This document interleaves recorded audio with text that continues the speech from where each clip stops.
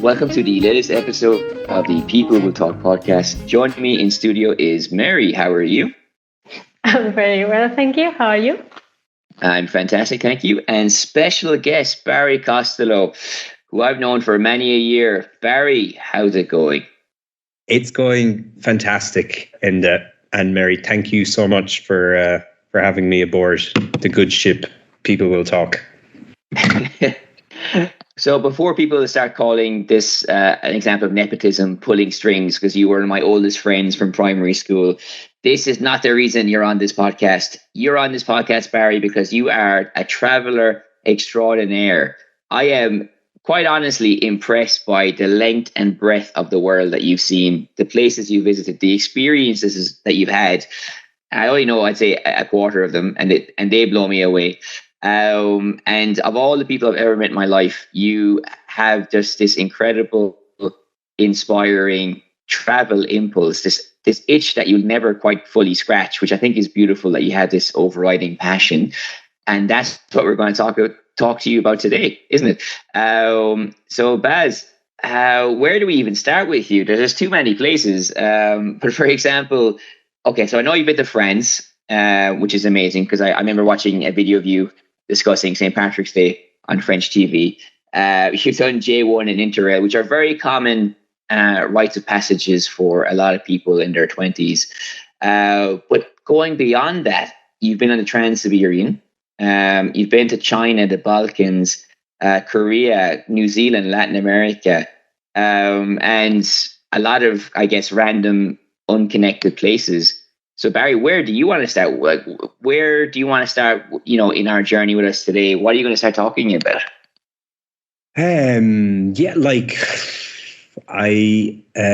Thanks for that wonderful introduction, I should say.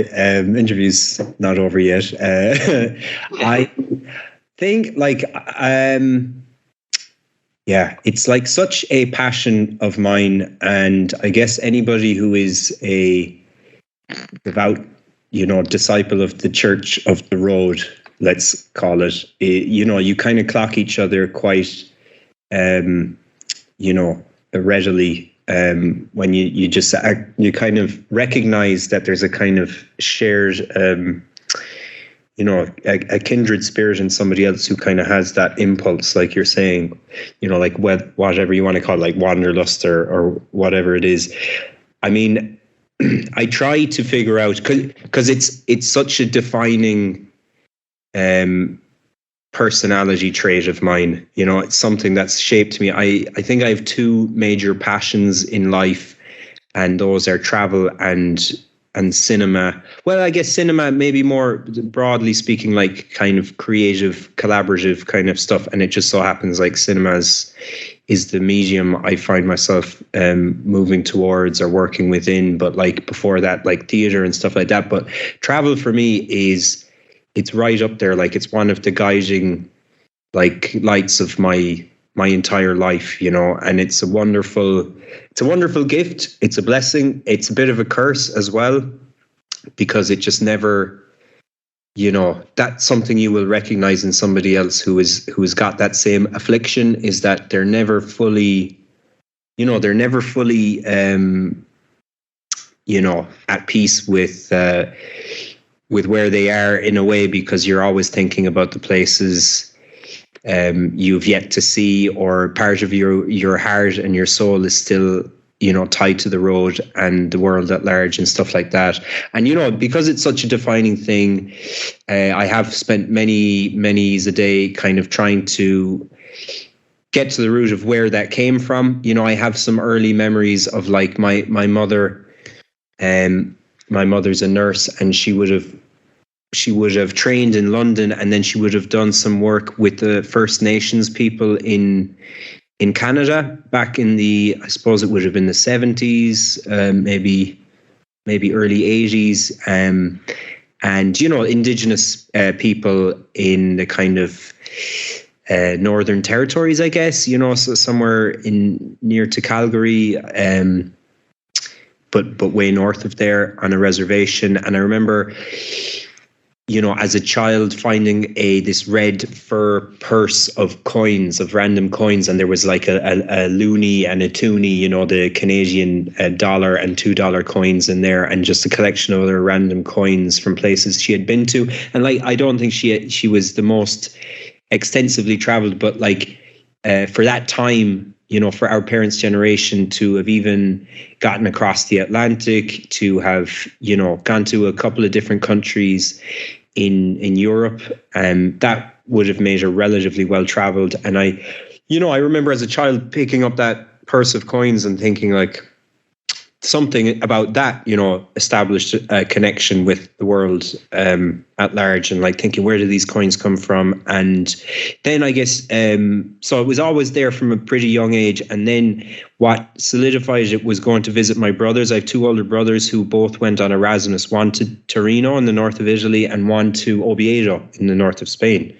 So I was too young to really go out with my eldest brother when I went to visit him in Italy, but going to visit my next oldest brother in Oviedo, like going out there, I would have been in my second year in university, and they have one street there with all these bars, and there's a plaza at the bottom of it, and there's one of the bars was called Tutankhamun, I remember, and you know, there was like a town drunk called Pedro, and, you know, just meeting these people, and, you know, they're all speaking a different language. And I suppose now, you know, you're older, a lot of the sheen is, you know, you're so familiar with other languages and other countries and stuff. Some of that is gone, but like, I'll never forget the initial kind of exotic kind of feeling of like everything just being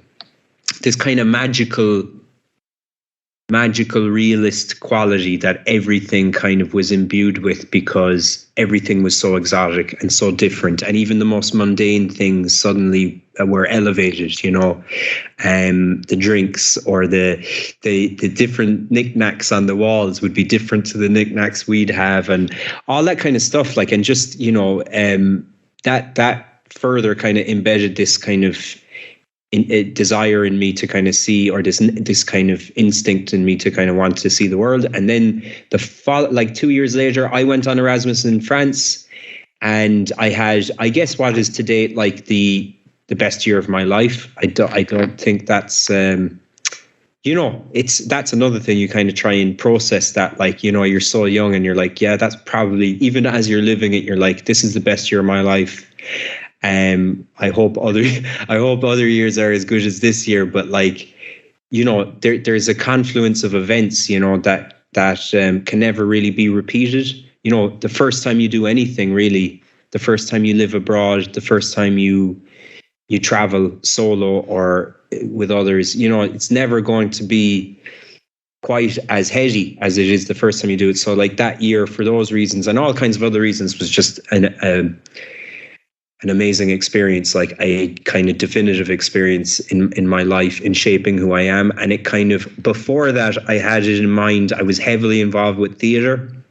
I had, you know, kind of reached my pinnacle. I directed a version of David Mamet's Glengarry Glen Ross, which you went to see, Enda. Mm-hmm. And you know, that was like me at the kind of apex of my theatre kind of career, even though it was like student theatre and amateur theatre or whatever. Like I'm not one to kind of distinguish high art from low art, and I just know another hugely formative experience for me, so much so that I was really on this path that I was going to go to RADA in London, and I was going to like, I printed off the application form and everything. I was going to train to be a theatre director, and then I went on this year to France because I figured if I didn't do it now, when I knew I had to come back to finish my degree, when I had that kind of reason to come back, if I just finished my degree and then went traveling, I was afraid I would lose touch with my kind of dreams and hopes for my theater career or those kinds of ambitions. So I was like, if I do it now, I have to come back, then that means I'll definitely not get lost on the road and lose sight of what I really want to do.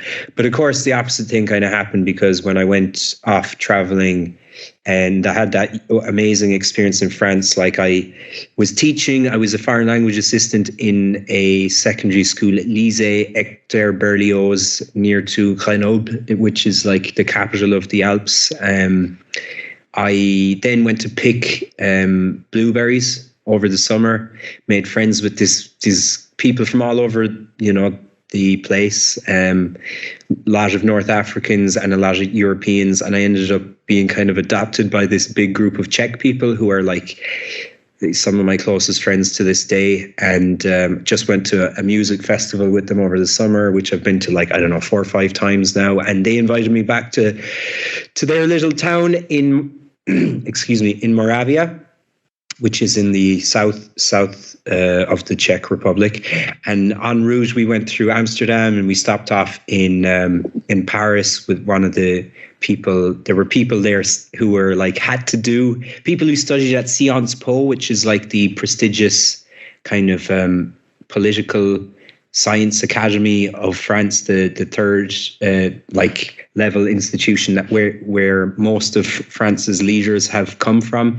And some of them were picking with us, and the reason was that they had to do it as part of their studies. They had to do a minimum wage job, and get to know the real people, which I just thought was a kind of bonkers. But that was just setting the table for all the kinds of surreal experiences that you inevitably have when you're traveling. So we ended up staying at one of their places, which was just off the Champs-Elysees, because she was pretty well endowed, monetarily speaking. And even though the house itself was quite small, and she shared it with an Irish woman, actually, another Irish woman, roughly her age, in her early 20s. And then, we went up to Amsterdam, traveled back to the Czech Republic, and that whole year was just magic. And so I came back and I was completely changed forever. And I was like, do you know what? The career can wait. The dreams and hopes and ambitions for theatre or film or what have you can wait, because I'm only going to be young and able to really go for this, enjoy traveling as I have done in this past year, but once. And so that's kind of that was the guiding light that I followed, for the rest of my 20s, basically. I did a year back in Ireland to finish my degree. Then I went to America and I did a J1 visa, which, as you've said, is kind of rites of passage. It's for those who don't know, it's like you've done a J1 actually. And how would you describe a J1? It's a really good question. So essentially, a J1 is a visa you're entitled to as an Irish university student. You can go for 3 months. That's the duration of your J1 visa. 90 days, which is like a TV show called 90 Days, when people try to marry foreign spouses and they have 90 days to do it.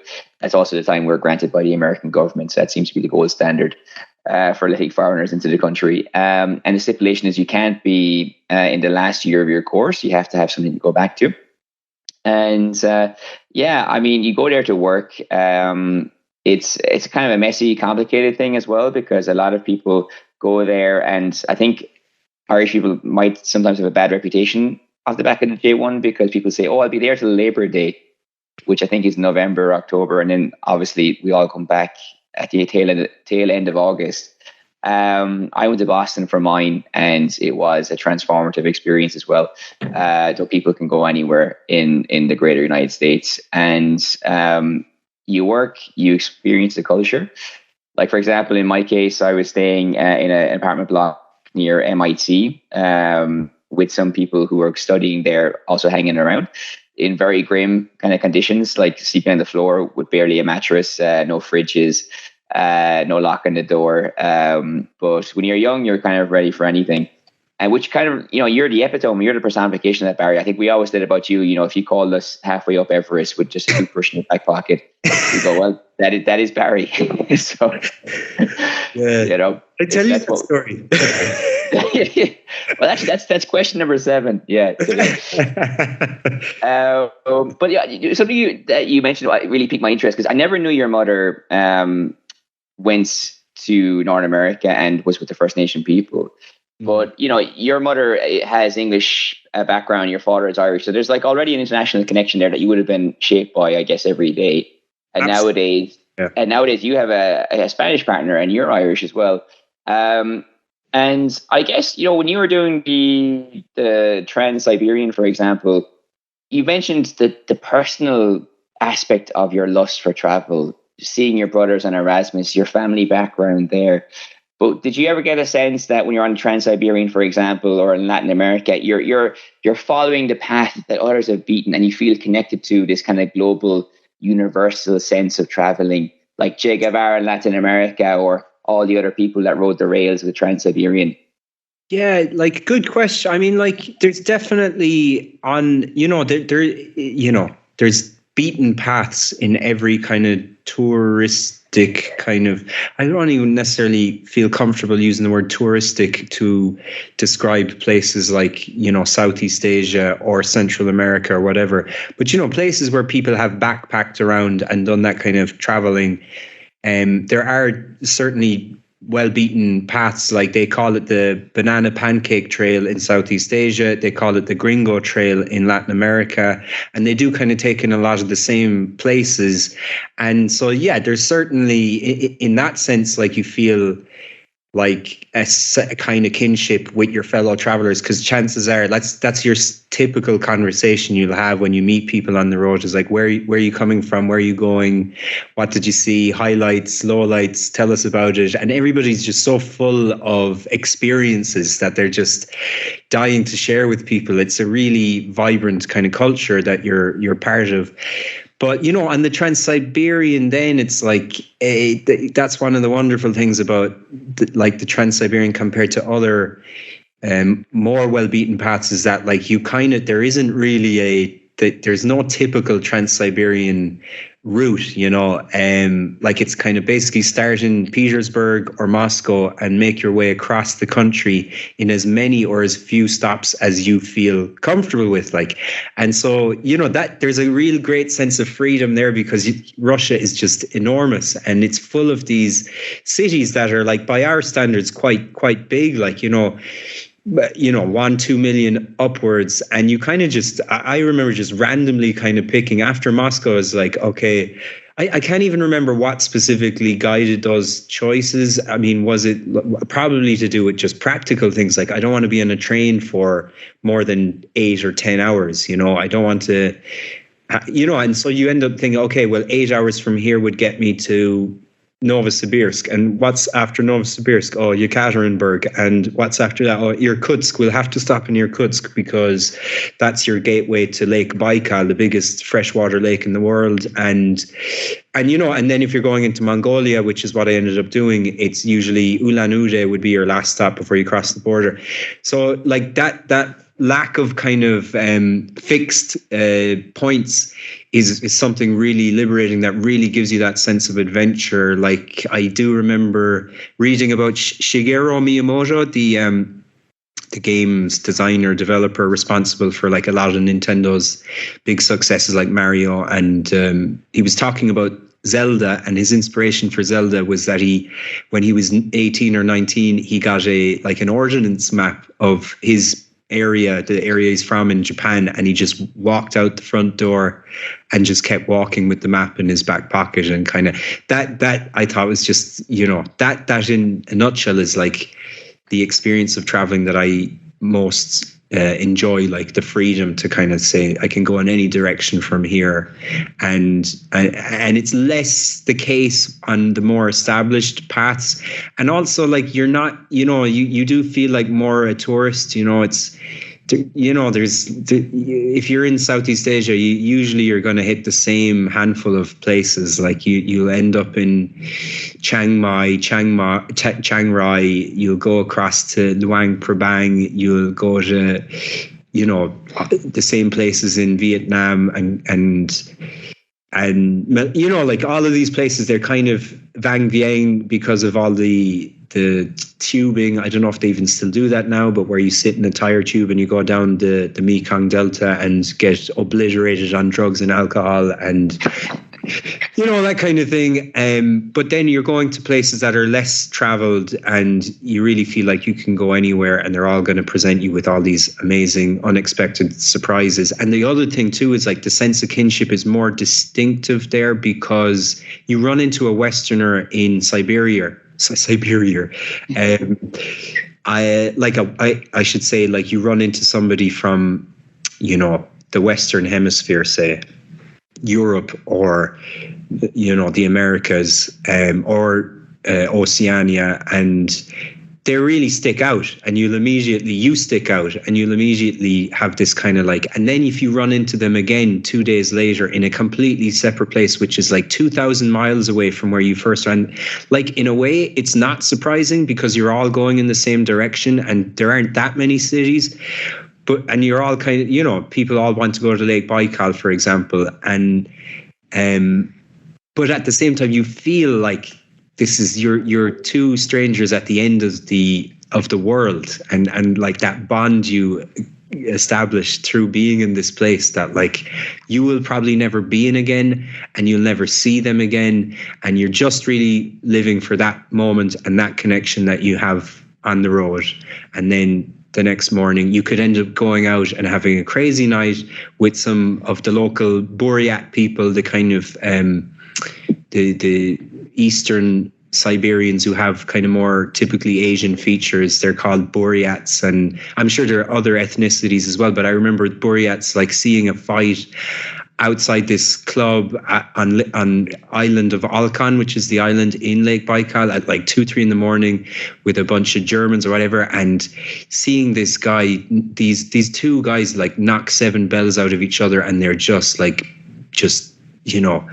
ferocious, like strength, like, and you're like, all of you are like so like stoked by this whole experience, and you go to bed, and the next thing you wake up in the morning with nursing a hangover, and all of those people are just gone, and then it's like, okay, that experience will only ever, like, that's crystallized now, but it's over. And there's lots of those experiences all along the road, like.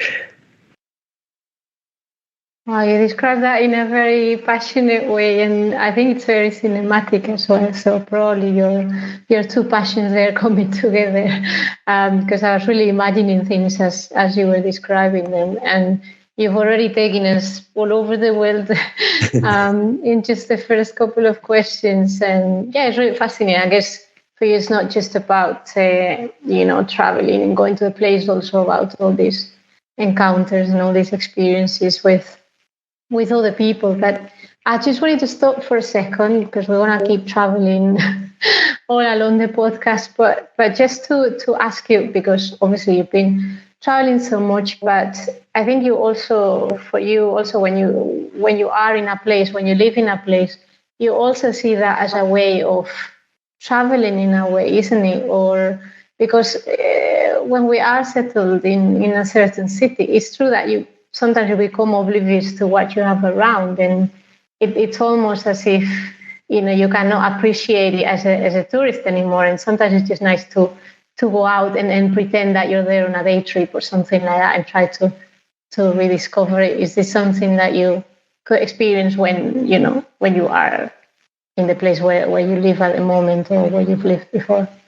Yeah, like excuse me. Yeah, it's like, it's an interesting thing, isn't it? Like, because I haven't, it's not just, I've done several like bigger trips, let's say, like the Trans-Siberian, or going around Central America or Europe or whatever. I mean, Europe, as far as like plotting a map, I always found like Europe, like the Interrail experience, for example, it's almost like, you conceptualize the continent as a theme park, and every country or city is a different ride, and you meet these, certainly North Americans, and they're like, oh yeah, man, you got to go to Amsterdam and check out the drugs there, and oh yeah, you got to go to Madrid, the party goes on all night in Madrid, and all this kind of stuff. but then, that's just like, I think it's kind of a reductive way of viewing a country or a city, which, is a, necessity when you're traveling at that kind of pace and you're going to a different place every other day sometimes, or even every other week. But like, one of the things I've liked to do to kind of, well, it's out of necessity too, just to make money to kind of sustain myself. But I've always liked to break up those trips with long-term kind of travel experience, like embedded kind of travel, I guess you could say, because I have worked in other countries over extensive periods of time. Like in Abu Dhabi, I worked there for a year. I worked in Korea for a year. I worked in New Zealand for a year. I worked in France for a year. And I was working in the United States, of course, for the 3 months of the J1 visa. And it's a totally different type of travel and a totally different type of way of immersing yourself in a foreign culture or another world. And you really get to appreciate that culture and that experience in a more profound way. But profound makes it sound profound. I don't mean it just profound in that kind of big ideas way. Like, just in a you get to go under the surface. A lot of the times, even if you're doing a big trip, like I was in Russia for 1 month doing that trip, but Russia's huge, and you could spend an entire lifetime in Moscow alone. Like, Moscow is the biggest city in Europe, I'm pretty sure, by population, either that or Istanbul. There's like 20 odd million, or the bones of 20 million there. It's huge. It's a universe unto itself, and yet you're only going to be there for a week if you're lucky, and then you're cramming the rest of the country. Like, you get to know the country better than if you wouldn't have gone there. That's always been my philosophy. It's like, even if I can only be there for 2 days, it's better than no days, Whereas some people are like, they're not that pushed about seeing everywhere. They're more the kind of people who like to just go to one place and really get bedded in there and get stuck in and get to know it, like go native, as it were. And I kind of like to think I've done a bit of both, because when you're in a place for a year, you kind of get to know the cultural curios and quirks and things, and you get to know the food, you get to know what they're into in terms of like their sense of humor, their film, like what kind of films they've produced, or cultural artifacts they've produced, and their history and stuff. And that, I guess, to answer your question, Mary, it's like I like to carry over some of that same in-depth kind of investigation of a place from that attitude that was cultivated over those numerous experiences of living in a place long term. When I say long term, I would say anything over 6 months you could consider an extensive enough amount of time that you would get to know it in a way that you would be more meaningful or in depth than less than 6 months. I mean, arguably even 3 months. Like, even by the end of the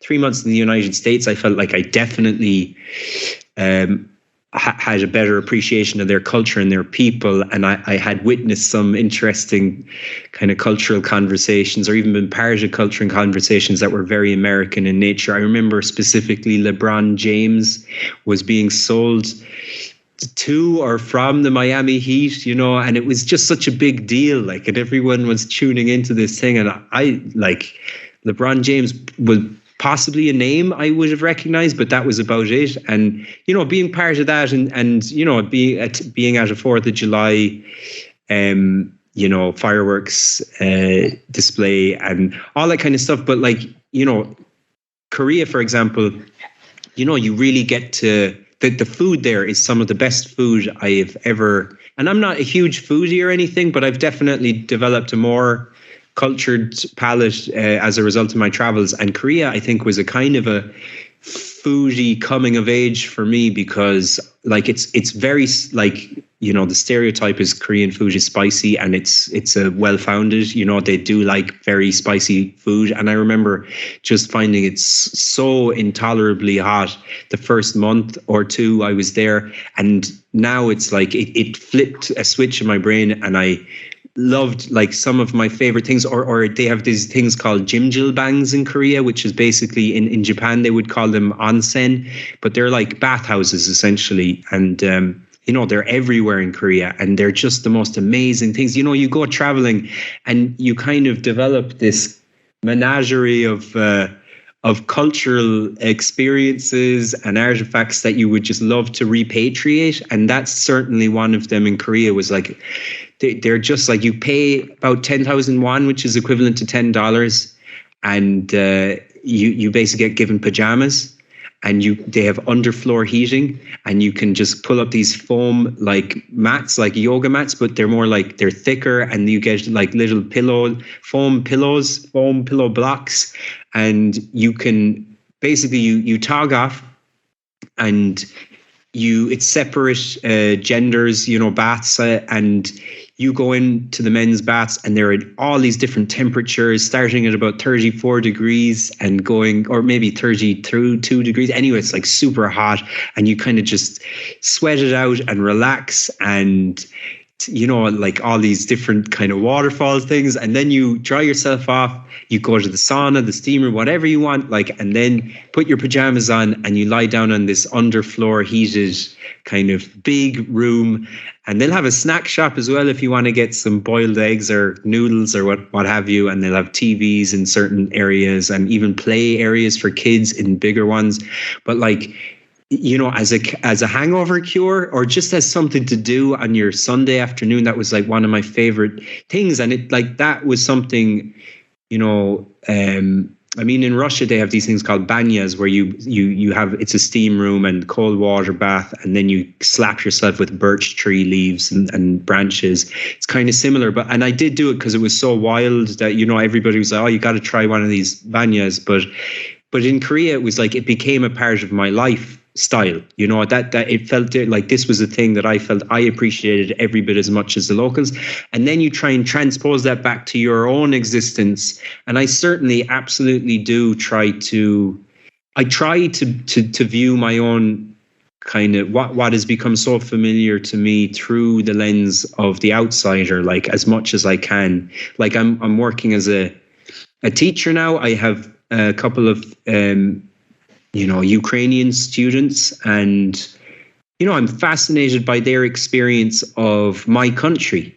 Just today we were talking in class about it, and there's a huge, there's a substantial Brazilian expat population in Ireland, which has kind of been steadily growing over the last 10 years. I remember like 10 years ago when I was out of college, or 11 years, 12 years, fuck. Anyway, I got, you go out, I was working in Dublin for a spell to save money to go live abroad and kick off the travels in earnest. And there was one bar off of Stephen's Green called Dicey's, and every Tuesday it was €2 pints, and there would be flooded with Latin Americans, because Dublin's an incredibly expensive city. Even back then, when we're in the kind of bowl of a recession, it was still for them very expensive. And they had €2 everything on Tuesday night. So it was just rammed with, all kinds of people, but a lot of Latin Americans. And it was such a novelty talking to Brazilians and Venezuelans and what have you. But now they're like much more a part of our everyday existence. And I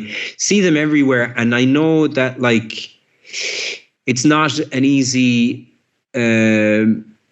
it's not a very welcoming country in lots of ways, Ireland, because of the cost of living here, specifically. And there are ways and means around that. Like you hear about people from different countries like Brazil, and they would basically, have 8 people sharing a room to kind of cut costs on accommodation, which is the biggest factor in the rising cost of living here. And you kind of feel like, I had such a privileged kind of experience of being a foreigner abroad in Korea, where my job paid for my accommodation, for example. And, just in other countries where that was also the case, in Abu Dhabi and in China, where I was working as well. But, I try not to dwell on that too much. And I try instead to kind of think, sometimes I see these people who are clearly from other countries, and I like to think sometimes it could be a Saturday morning and I'm walking with my children in the park, and you can kind of recognize that there's some of these people are a bit rowdy and they're probably still up from the night before. And I like to think that they're having the exact same wonderful life-affirming experiences in my country that I had in other people's countries, And like, I'm a big firm believer in this concept of micro adventures, like that. I can't anymore. I have 2 young children. I can't really just drop everything and have a job. I've got other responsibilities. It's not as easy to just drop everything, pick up a bag and wander out the door for the next 3 or 4 months. But like, that's not to say that I can't find new and interesting, exciting little adventures in my everyday existence. Like, I mean, for example, I have started taking the train every Friday. I'll be taking it now, the train from Tralee in Kerry, which is where I work, back to Limerick.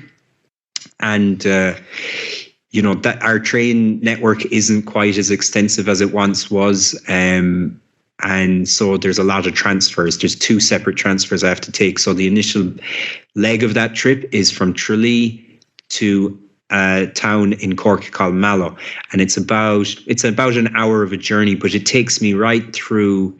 It takes me at the foot of the Slieve Mish Mountains, which are kind of a mountain range in Tralee, and then you go right through the McGillicuddy Reeks, which is the highest mountain range in Ireland, which is in Killarney, which is a very picturesque kind of town in Ireland as well.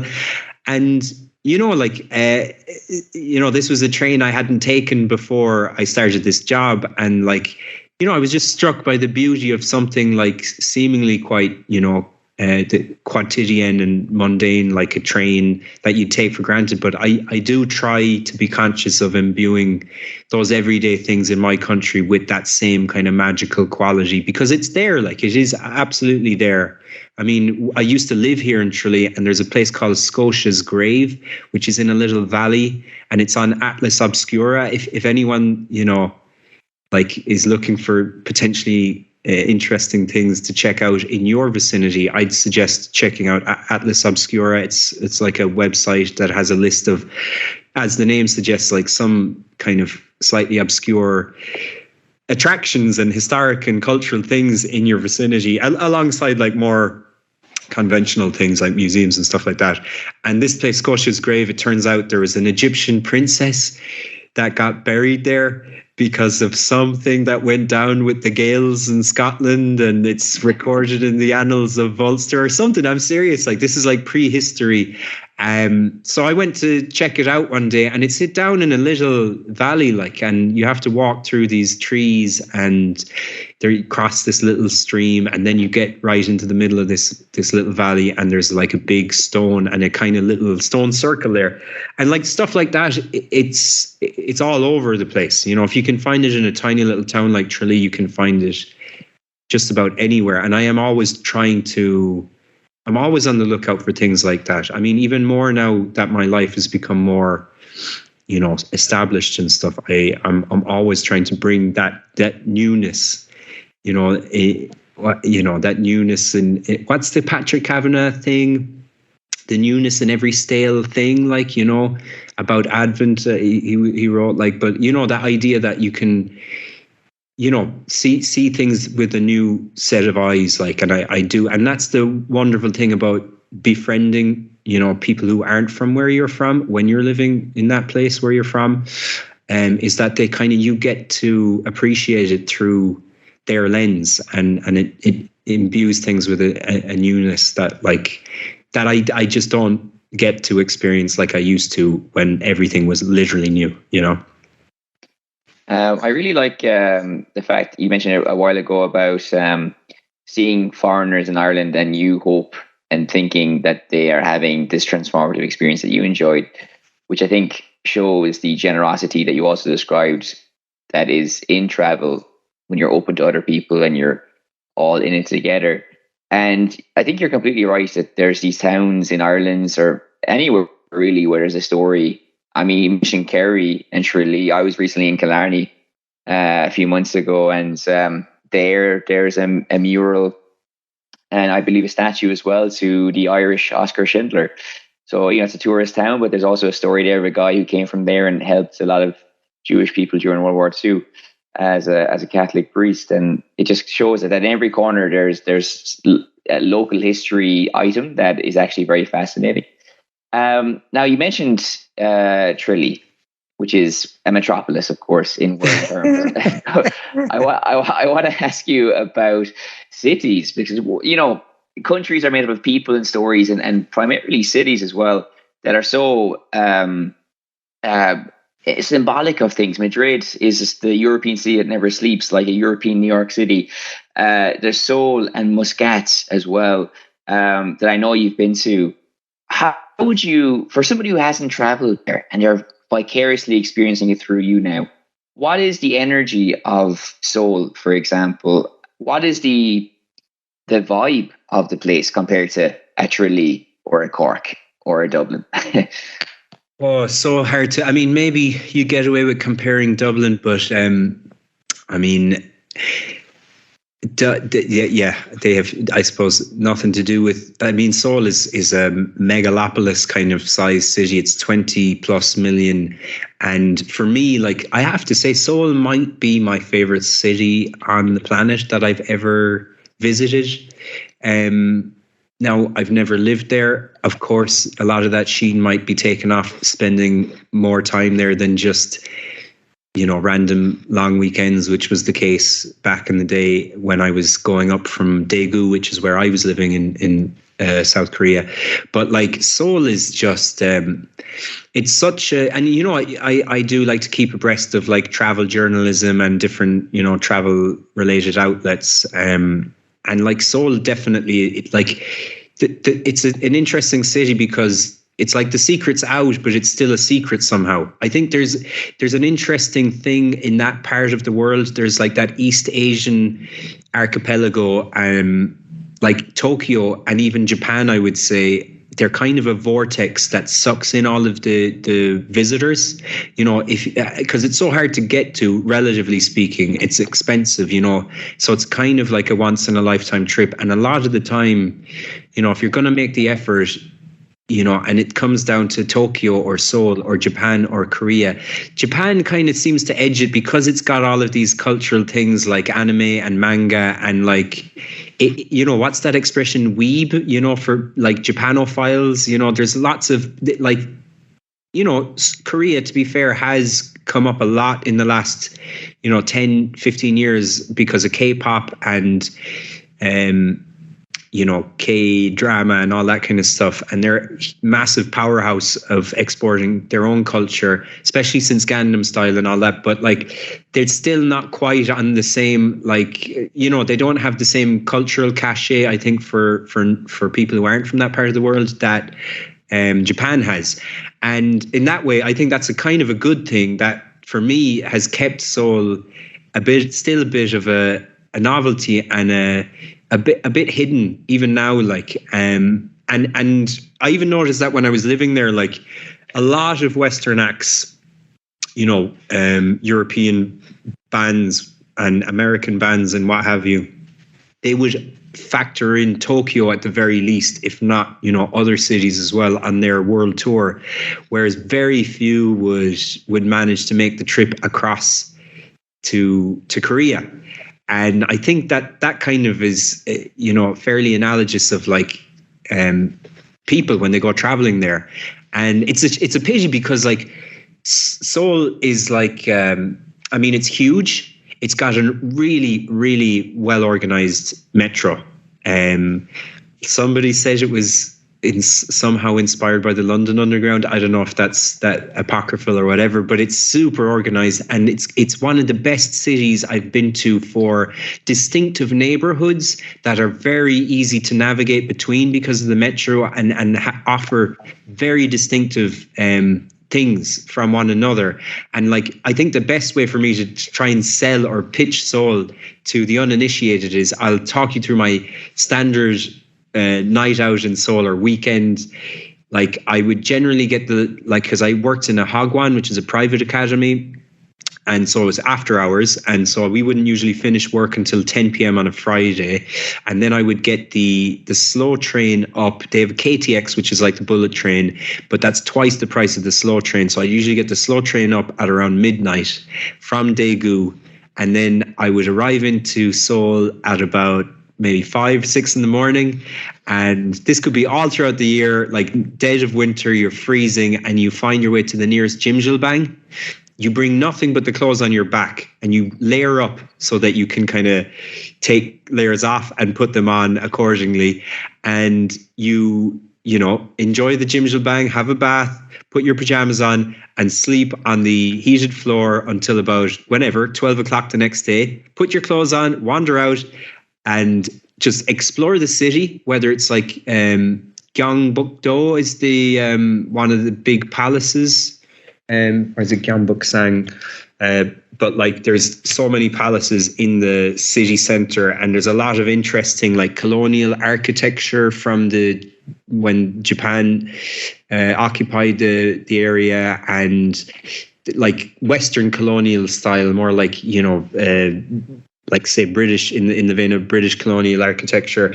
But there's also like you've got Namsan, where the Seoul Tower is, and you can have a view over the Han River. You can go. One of the cool little things is if you've ever seen the Korean film The Host, Gaemul is his name, I think, in Korean, but like it's about this monster, and it's directed by Bong Joon-ho, the same guy who directed Parasite.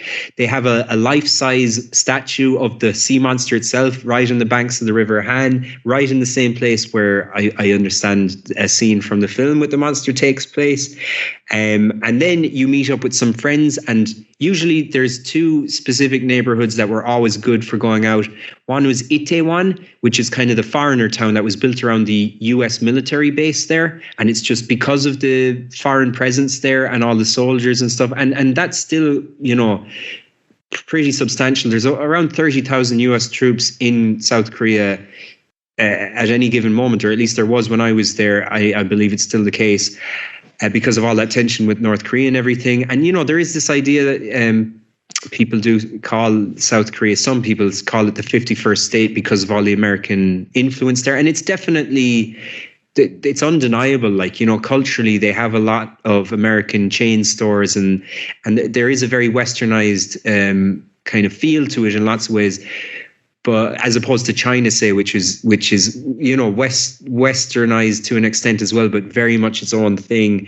But like, yeah, you can go out there. Like you might have seen, there was a big crush last Halloween, or the Halloween before last, I should say. Very tragic. Like I think something like 200 people were killed that was in Itaewon. And you can, check out Itaewon in your 4K walking tour videos on YouTube, and you'll see it's just loads of bars and little alleys, and they had a really good Irish pub there called the Wolfhound.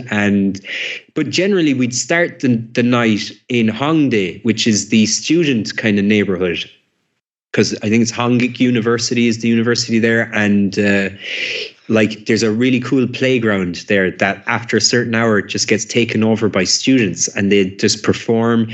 Like they could do the singing, or they might bring their band up, and it's like a free show, and everybody just hangs out in the jungle gyms and drinks soju and makgeolli, which is like their rice wine spirits and drinks, and they're super cheap, and you can go to any convenience store, and convenience stores are ubiquitous. Like in Japan, they're all over the place, and you can just pop in and buy a bottle of soju, which is like 19% for like 1,500 won, like $1.50, and then get some aloe vera juice and mix it up and head back to the jungle gyms and get talking to people, because they're all, like, I have to say, maybe more so in the capital, because they're more, accustomed to expats.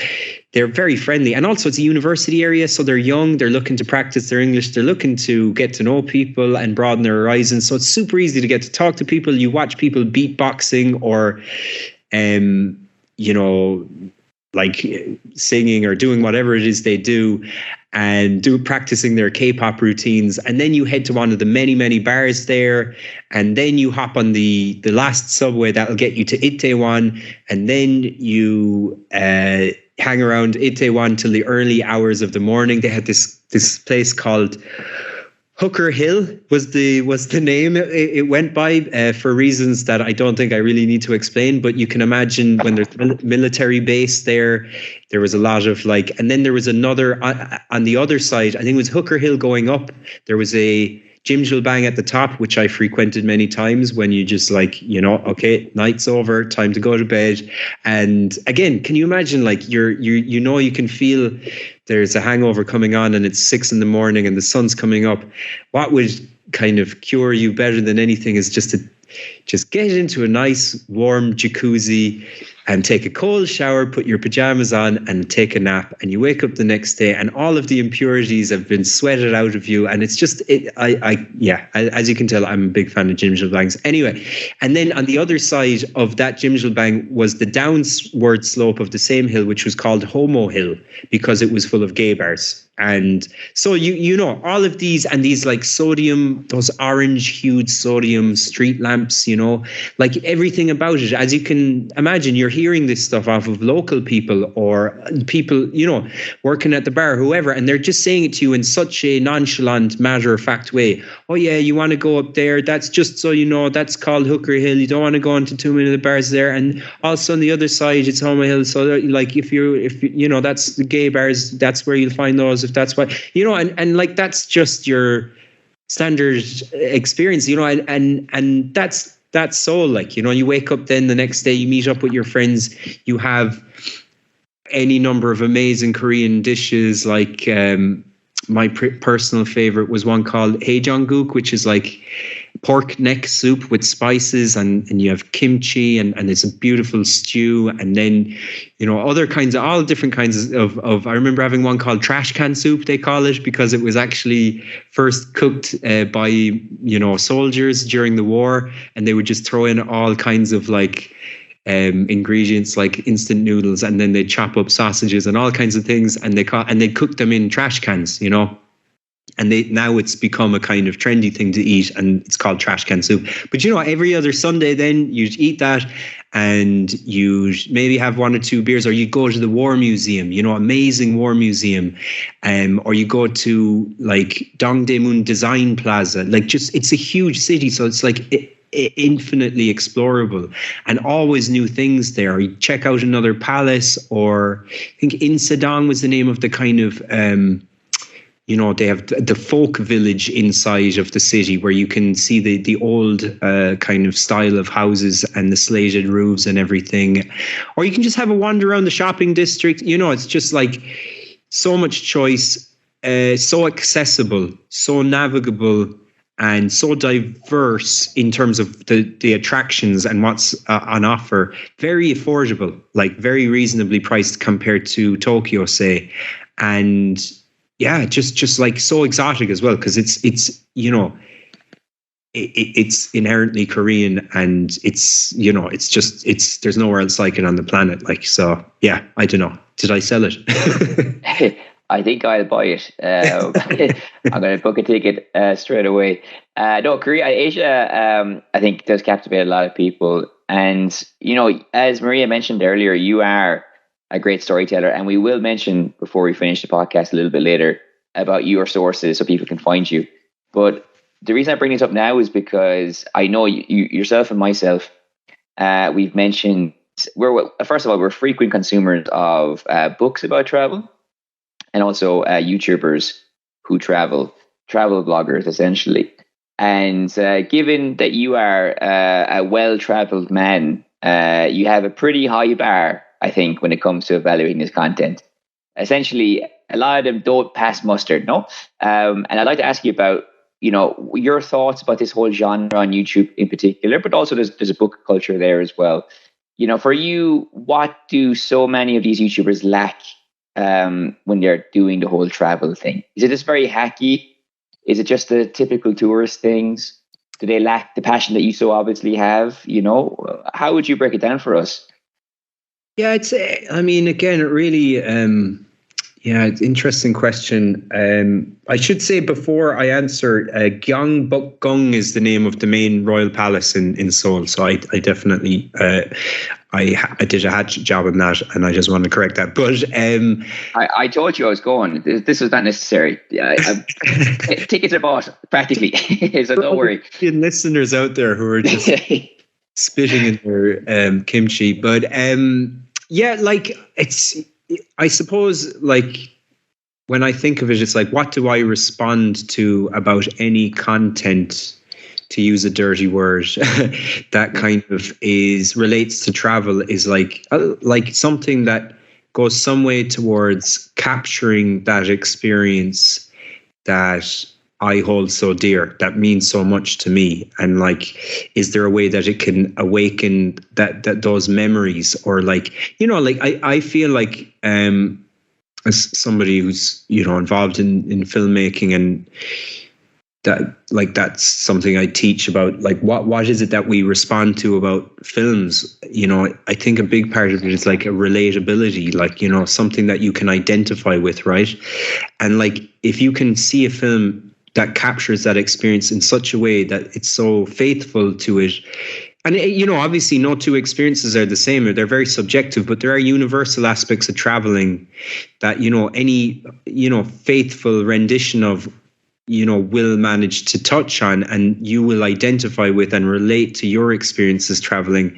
That's what I really respond to, and I suppose that's the kind of metric, the criteria I assess the success or failure of travel related content by, and I suppose in that sense, like the more successful ones that come to my mind are like, On the Road is just a stone cold classic of that kind of genre or subgenre of storytelling, because like that idea of traveling across the country, and when they get to Denver and they have these random experiences with these people in this kind of flop house, and the immediacy of it, how immersive it is, the experiential kind of quality that it's like, so these experiences with these people who are also kind of very much living for that experience. I think it does a great job of capturing, like, again,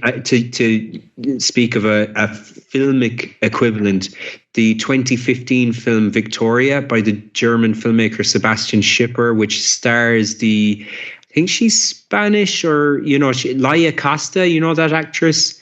Doesn't ring a bell. Maybe she's Catalan. I don't know. She's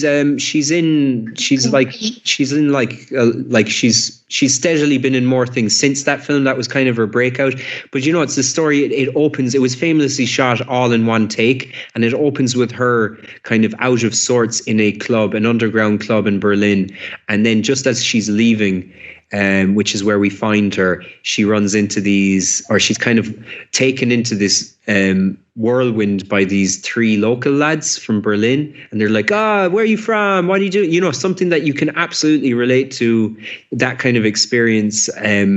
And then before you know it, she's gets sucked into this crazy night of your life kind of adventure, which is almost like a subgenre of storytelling, which I think has a lot of shared DNA with travel for me, because it's like nothing quite encapsulates the headiness of travel, like having those crazy nights that you could never have foreseen, and never anticipated. And I think Victoria does an amazing job of capturing that.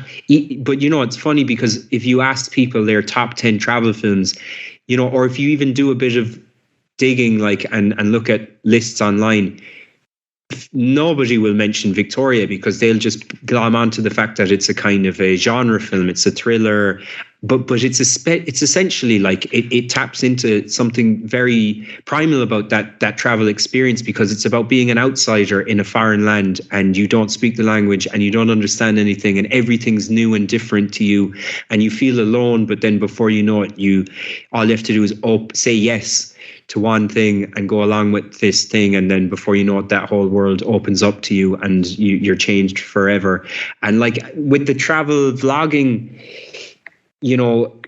I think of, like, I'll be honest, like some of the more successful ones for me, I think they don't try and do anything too hokey with the format. Like, like there's people like Drew Binsky, who I think he's you know, with vlogging in general, like, look, I suppose you understand better than I do as podcasters, but like it feels like, you know, the content that they create is dictated by metrics and, you know, clicks and conversion rates, and like having to, you know, align with an algorithm, and, you know, they have to produce a certain amount of content every day or a week to remain part of the game. And so what you see with the likes of Drubinski is like they find a formula, a kind of cookie cutter template, and they just kind of can follow that with new content every day. But that's not to say I don't appreciate like his trips to Afghanistan or the more, you know, like exotic locations. You're still getting a first-hand experience of meeting these people. It just feels a bit sanitized, as opposed to the likes of Bald and Bankrupt, who, you know, look, as a personality, I feel very conflicted about, because I know that there's a lot of do you know, like there's things have been said, or there's things online about him that, you know, you can read and they would make you feel a bit conflicted about subscribing to this person's stuff. But I still find myself watching the odd video because it's very stripped back. It doesn't have that sanitized, overproduced quality like the Vaga Brothers or something like that. That's, to me, is like Drek, because it's just it's one step above, you know, your standard broadcast television travel magazine, which is essentially just a commercial. You know, for me, what I respond to again, it's like that authentic experience of like talking to people. And to be fair to Bald and Bankrupt, because of his language skills, his stuff in the former Soviet states is like, it's unparalleled. You know, he really talks to random people, and he gets a real street level view, and it absolutely reminds me of experiences I've had, very similar experiences where you end up like on the Trans-Siberian. You know, I wouldn't be as brave as he is to just go up to like alcoholics on a park bench, because I don't have the language skills as much as anything else. But like when you're cooped up on a train for 8 hours, you inevitably will have some kind of a conversation. Like I ended up talking to this babushka for like a solid 4 hours between St. Petersburg and Moscow. And I didn't speak a word of Russian. She knows I didn't speak a word of Russian, but we somehow managed to talk for like 4 hours, like, you know, and all, like I have a recording of this on a phone somewhere.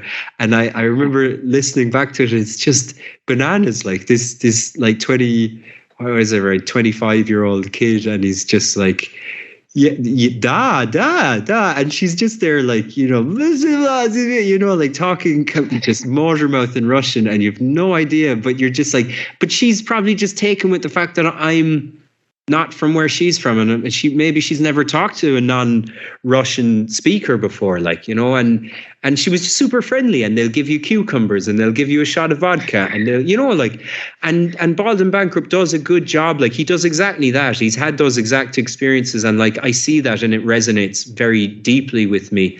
Whereas people who are just kind of, you can feel like they're kind of, there's something like, look, there's something exploitative about all of it in a way.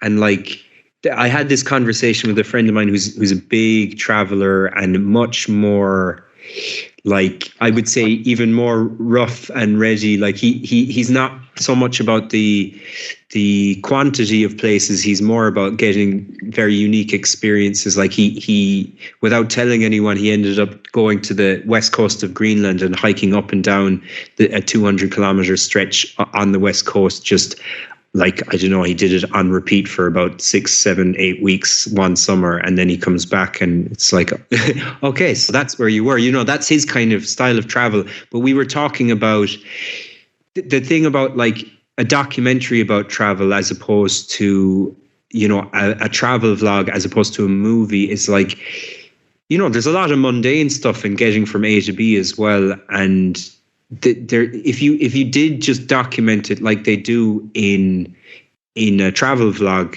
it's not as magical as you remember it being, you know. And there's something about, like, Werner Herzog has this idea of the ecstatic truth, you know, as in like You know, you can ask someone or you can record something and it can be true because it's factual, but it doesn't actually get to the heart of what that experience is in a way, or what the underlying experiential truth of something is. And like, that's why like my dream project would be to do like short vignettes, like 10-15 minute vignettes about various episodes in mine and other people's travels, like, you know, because some experiences are just so surreal that if you brought a camera along, it's not going to do it justice. You know, it's almost like the same thing about when you take a picture of a beautiful landscape, and like, you know, great camera, good picture, but nothing is going to really live up to just seeing it with your own eyes. Like, and it's the same with travel. Like, honestly, if I was to say what my favorite piece of travel content is, in a way, there's a documentary that was originally made for MTV called A Map for Saturdays, which I think is just a dreadful title. It's just like just such a, you know, MTV title, but like hard to get hold of. I think you can buy it on the website of that movie. But the guy, it's basically a guy does a kind of a diary doc, and it starts off in a very standard MTV kind of way with a voiceover, and, you know, you're establishing shots of him in his day job and working for HBO. I think he was some kind of assistant there. And this is Jack, or, you know, I'm Jack. I'm about to pack up everything and go. I'm going to interview my workmates. What do they think about? Oh, he's crazy. You know, as in, like, it's very standard. But then once he gets into the traveling, like, it actually, you know, it's probably the closest approximation of my experiences traveling, because it is more of the backpacking thing as well. And, you know, not all of it does resonate, but like, I think as a kind of a broad kind of thing that kind of takes a multifaceted kind of approach to like the experience of traveling, especially in your youth, I think it's definitely something people should seek out, because it's somewhere between the kind of fictionalized things like Victoria or Motorcycle Diaries or what have you, and the more less glamorous kind of standard travel vlog stuff. It's somewhere in between, and it does a really good job of kind of just summing up what it's like to go backpacking around the world for a year. Yeah, and actually the prologue to Enter the Void, or the opening, not the prologue, I should say, the opening sequence to Enter the Void, the Gaspar Noé film, where this guy smokes DMT in some guy's like apartment in Tokyo, and then just goes wandering around the streets, and it's all in the first person. You see it through his eyes, and it does all this trippy stuff with the visuals when he smokes the DMT. That is also just chef's kiss. The rest of the movie, you know, isn't so much about that. It's like about the Tibetan Book of the Dead and stuff. But like, it really does a great, because of the first person perspective and everything, it really roots you in his experience. And it's just, yeah, chef's kiss. So I think that would be very useful guidance for our listeners. But Barry, we're getting to the end of chat, even though I'm sure we could be here for much longer, because you have a lot of interesting stories. I was laughing at the story with the babushka. But yeah, it's amazing, you know, how when you're in that situation, it sort of like somehow get the illusion that you're having this conversation, and to a point you can understand each other in a strange sort of way. Is that the craziest story you have from your trips? Or, because I'm sure you have, as you said, it's a bit surreal. You've been all over the world. You have so many different stories. So is there one that you think is the craziest one you could share with us?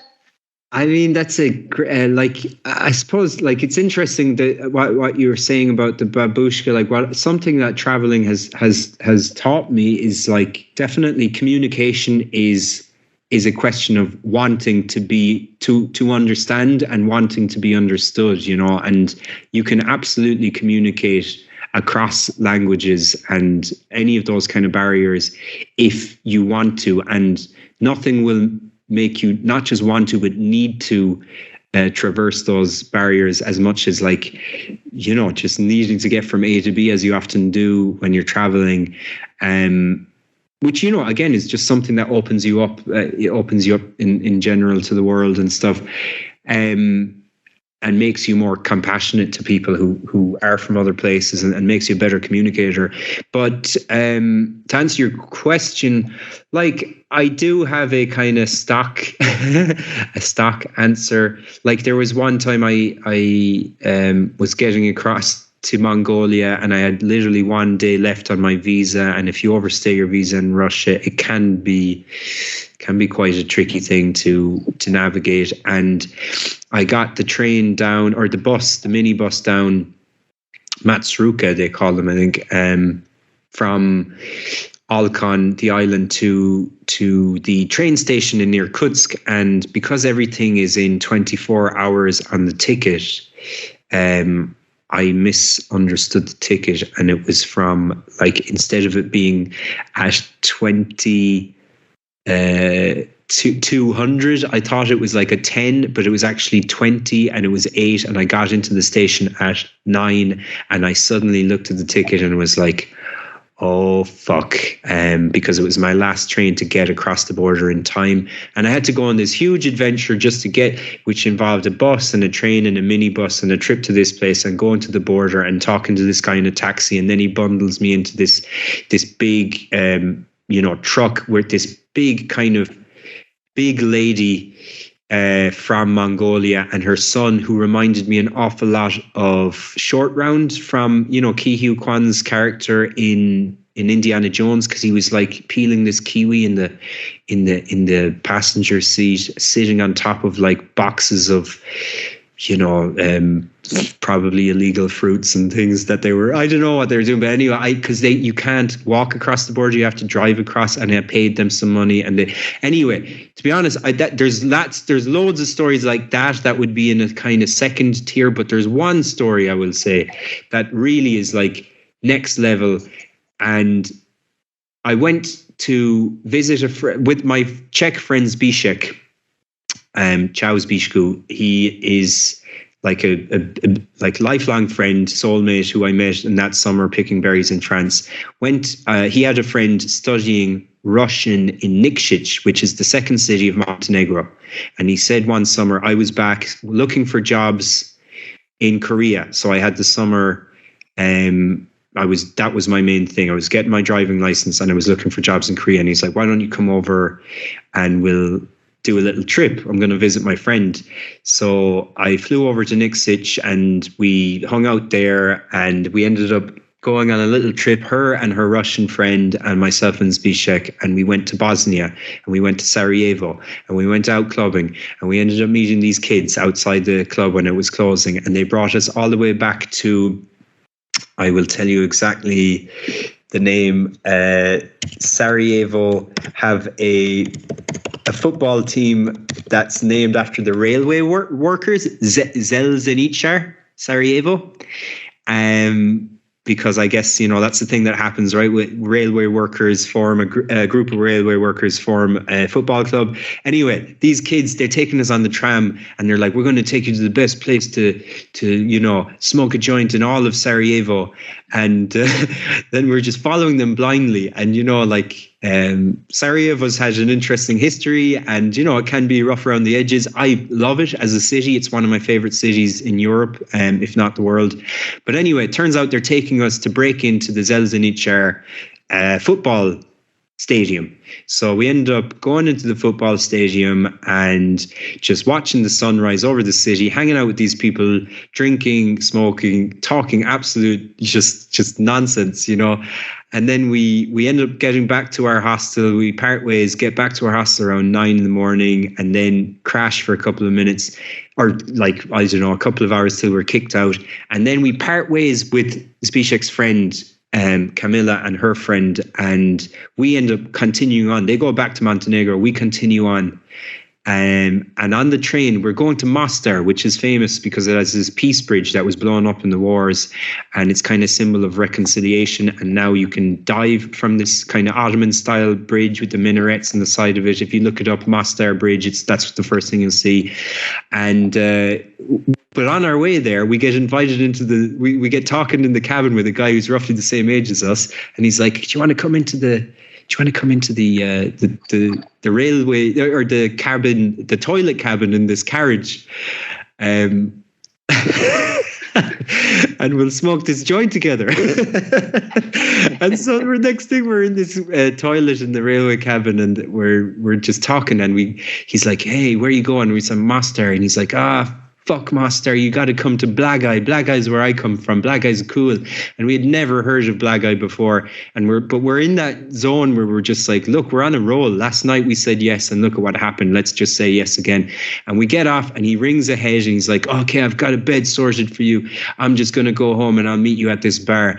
And then we end up finding our way to this B&B kind of thing, and then we keep trying to call him, and he's not answering his phone. So suddenly we're just in this random village next to this river, and we're on our own. So we wander into the town, and he told us about this little kind of riverside kind of bar hut kind of thing. So we kind of figure out where it is. It's not a big village.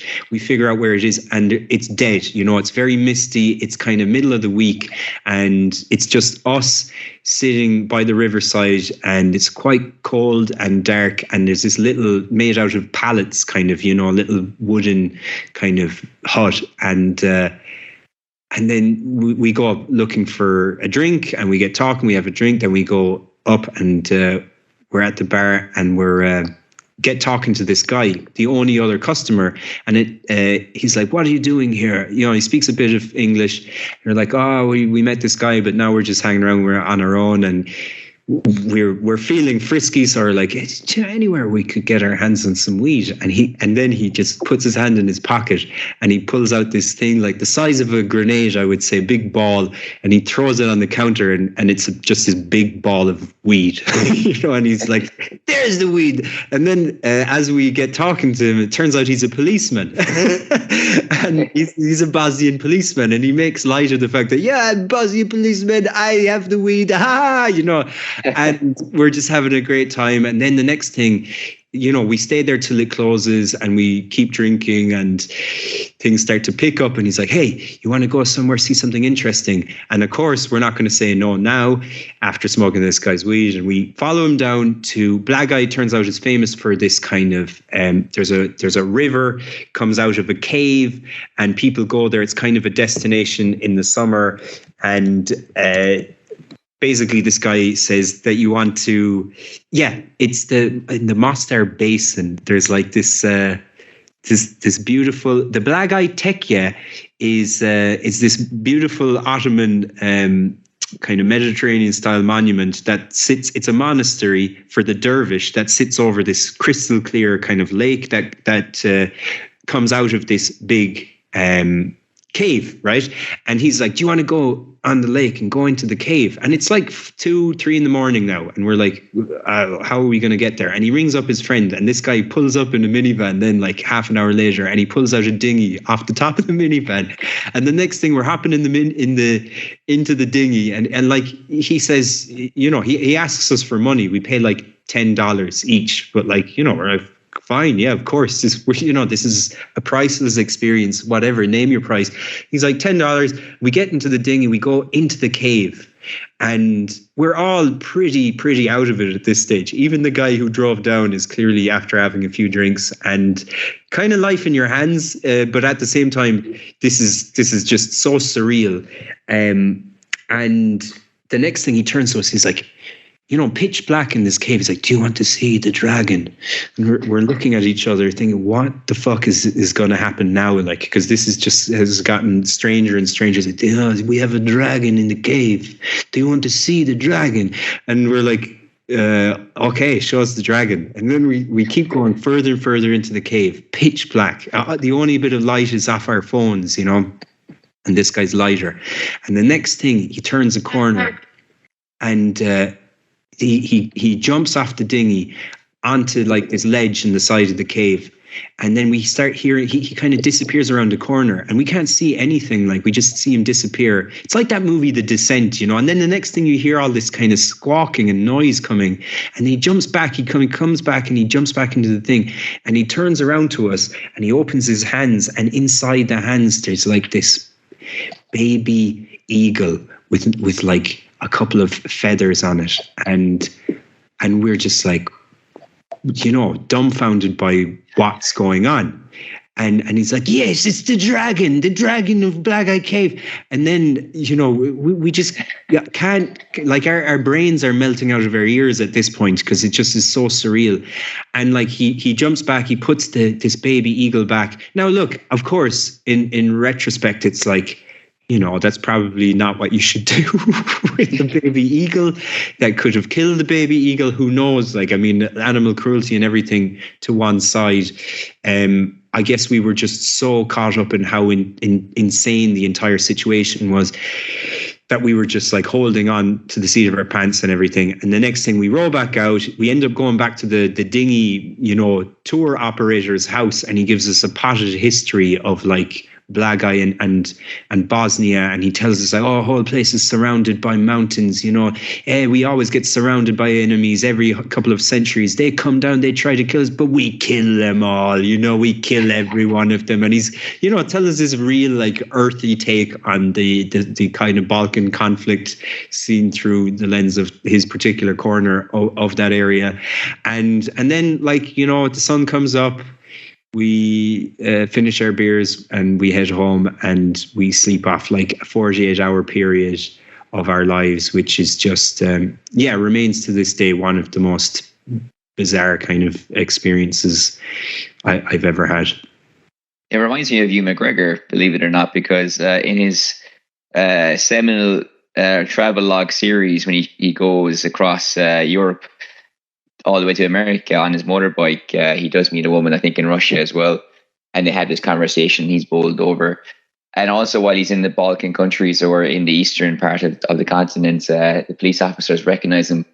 Not from Star Wars, not from his romantic comedy with Renée Zellweger, Down with Love, but from Trainspotting. And they just love the fact that he's Mark Renton, the drug dealer. So it kind of chimes in a little bit with your experiences as well.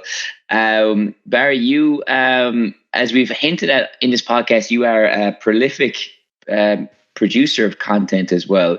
We're going to put your links in the descriptions, of course, and I'm sure people will be flocking over to you to hear more of your stories of dragons and Balkans, and I presume lots of weed as well spread throughout all of it. It definitely comes across. The weed makes features maybe more prominently than I should. I'm just going to try and think of a title for the podcast which incorporates that as well. But before we put the links in the description, what's the name of what are the names of your socials? How can people find you?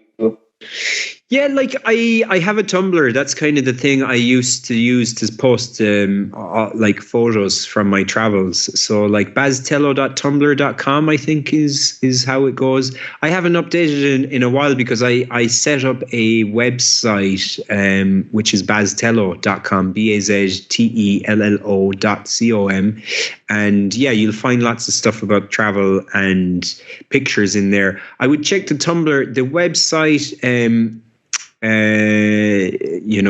I've currently taken it down just because I'm teaching, and I don't know if it's wise for people to be able to access some of that stuff. Like, so I'm still humming and hawing about whether I want to make that publicly accessible again, because it's is your comic. Sorry, Ray, is your comic book also accessible? Sorry, because I know you made a really nice graphic novel, which I really enjoyed the artistic elements of that. Is that publicly available as well? I think people would really enjoy reading it. Yes, it's on, like, I've posted it as separate panels on the Tumblr. So like, the Tumblr, the only thing you don't get in the Tumblr relation to the travel is the videos that I've made. And I have made, I've probably made the bones of like, I don't know, an hour's worth of like random little videos here and there on different trips. There was one time when I had a 6-hour layover in Amsterdam, and I was on my way to visit you actually in Madrid, and I set myself the challenge of getting in and out of the city and smoking a joint in the 6 hours, which again, I'm really painting myself to be a massive stoner. It's not the case, but yeah, no judgment here, Barry. Yeah, I mean, who cares? Maybe I am a stoner. Who gives a... No, I'm not. Right. But, little things like that, and a lot of little travel montages and things like that. But that's the only thing missing from the Tumblr. But the rest of it, all my travel photography and the comic book and links to other stuff related to travel is all there. So definitely a good place to check out for now. And yeah, keep an eye on that baztillo.com because I probably will reawaken it. I just need to tidy it up first. Perfect, Barry. Well, as always, an absolute pleasure talking to you. So from my side of the People Who Talk podcast, thank you so much for being here. Thank you, Barry. It was fascinating. We'll hope to have a second part. Yeah, definitely. I could talk for a lot like we didn't get into the Latin America stuff or the Oceania stuff or Southeast Asia, but yeah, and random stuff in between. But it's been a real pleasure. I could talk about travel for ever, as you can no doubt tell by now. So thank you, Barry. This won't be the first time we'd have someone back, because we did interview Lindsay, an Australian guy, across two parts. And the second part was actually about his movie inclination. So we're definitely going to have you back for part two in the near future. And we'll get into all of that with you as well. So Barry, have a good one, okay? Thank you. Thank you, Enda. Thank you, Mary. Thank you. Thank you. Red wine. I got troubles on my mind. Red wine. Make me feel so fine. Red wine. I got troubles on my mind. Red wine. Make me feel so fine. Red wine. Yeah. I got troubles on my mind.